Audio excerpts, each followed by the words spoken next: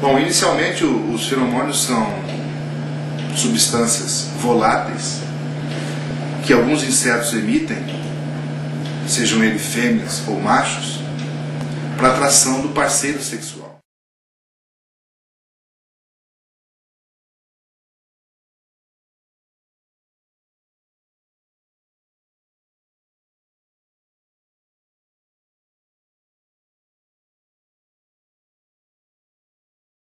A ideia é identificar esses compostos para que a gente possa usar na agricultura, em sistemas de monitoramento, em sistemas de coleta massal ou na interrupção do acasalamento ou confusão sexual.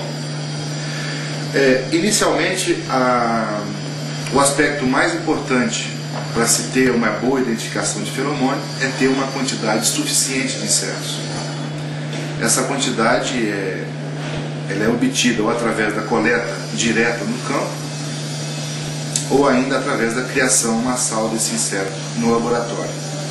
Nós temos uma facilidade aqui na universidade para a criação do inseto, de vários lepidópteros, de coleópteros, e essa criação fornece os elementos básicos para que a gente faça inicialmente um estudo do comportamento do inseto.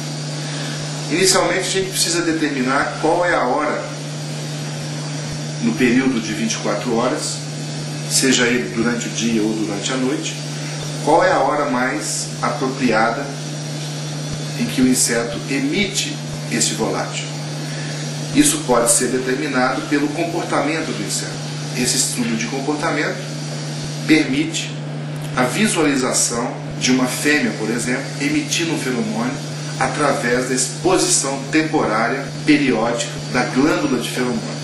Uma vez isso determinado, nós já temos então um período mais restrito, de 4 a 5 horas durante a noite, por exemplo, em que sabemos que o inseto emite feromônio e, portanto, as quantidades do feromônio são altas naquele período. O inseto, quando recebe uma informação química, ele converte essa informação química na antena para uma informação elétrica.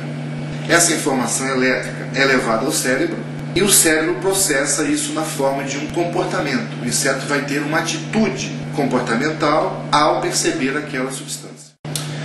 O próximo passo seria a extração desse feromônio. A extração do feromônio pode ser de forma direta, através do corte dessa glândula e imersão num solvente orgânico, ou através da aeração. Então existe um sistema em que se confina o inseto e por uma corrente de ar que passa, esses voláteis são carreados para uma armadilha, para uma trap que absorve esses voláteis. Esses voláteis são posteriormente lavados e acondicionados para seus estudos.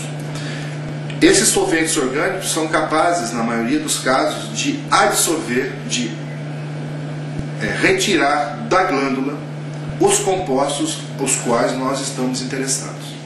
Até então nós não sabemos se essas substâncias elas causam atração ou repelência no inseto. Para que nós possamos saber o exato papel de cada uma dessas substâncias, nós lançamos mão de um equipamento que nós chamamos de túnel de vento. Esse equipamento permite o voo livre do inseto para substâncias que nós queremos testar. Ele tem uma corrente de ar nesse sentido, no sentido dessa plataforma para essa. Essa corrente de ar carrega os voláteis. Nós colocamos macho nessa plataforma que voará, se a substância for atrativa, até atingir a outra plataforma. Pela sequência comportamental do voo, pela análise minuciosa do voo, nós podemos saber se essa substância provoca a melhor atratividade. Então nós podemos aqui trabalhar com doses, nós podemos trabalhar com combinações do composto principal com os candidatos compostos secundários. um trabalho minucioso, com bastante repetições, nós podemos então chegar a uma determinada conclusão. A partir desses resultados, nós precisamos trabalhar esse material a nível de campo. Para isso, nós precisamos lançar mão de uma armadilha. Normalmente, as armadilhas têm um piso com cola. Essa aqui é uma armadilha tradicional do tipo delta, onde o inseto voa e é capturado. No interior dessa armadilha nós colocamos uma pastilha com um liberador de feromônio. A primeira etapa do trabalho de campo é testar qual é a dose mais conveniente, né? Já que a dose que foi testada no túnel, ela não corresponde à dose usada no campo. Nós temos aqui várias situações diferentes. Nós temos a insolação, nós temos chuva, nós temos calor, temperatura, e fazem com que esses voláteis sejam emitidos diferente. O fato é que após esse teste de doses, nós devemos ajustar qual que é fazer a otimização da armadilha. Então, alguns insetos têm preferência para voar ao nível do solo, outros na metade, a 1 metro de altura, 2 metros, outros a 3 metros. A cor da armadilha, no caso de alguns insetos, como por exemplo o bicho mineiro do café, que é um inseto diurno, ela tem mostrado ter uma pequena influência, né? Então o inseto, além de se orientar pelo feromônio, pela pluma de feromônio, ele também se orienta pela cor da armadilha. Então nós temos visto que algumas cores ainda em teste têm se mostrado mais interessantes do que a cor branca. O outro aspecto a ser considerado é a longevidade de captura desse dispositivo que é colocado no interior da armadilha. Então, eu preciso determinar para o agricultor a periodicidade de troca desse coletor, né? Esse tempo pode variar de 30 a 60 dias. Os insetos são sensíveis ao formato da pluma que a fêmea emite naturalmente. Então, o desejável em uma armadilha é que ela tenha uma pluma o mais semelhante possível à pluma emitida pela fêmea em condições naturais.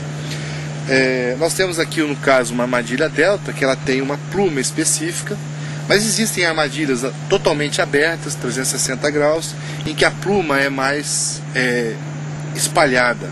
Aqui nós temos uma pluma mais concentrada. Então, dependendo do tipo de pluma, diferentes armadilhas podem provocar coletas diferentes do inseto. Então, para o nosso inseto desejado, nós temos que determinar qual é a armadilha ideal. Além do formato da armadilha, nós devemos determinar a dose a ser colocada no liberador de feromônio. O liberador de feromônio é colocado no interior da armadilha. O piso da armadilha é forrado com uma placa de cola. Os insetos voam até o seu interior, atraídos pelo liberador de feromônio, e ficam ali colados.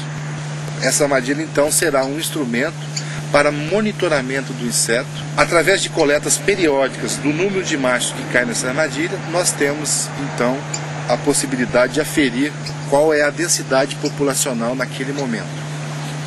Outros estudos precisam ser feitos, né, que seguem a utilização ótima desse instrumento, para que se determine qual é o nível de controle, o nível de ação em sistema de manejo integrado de pragas.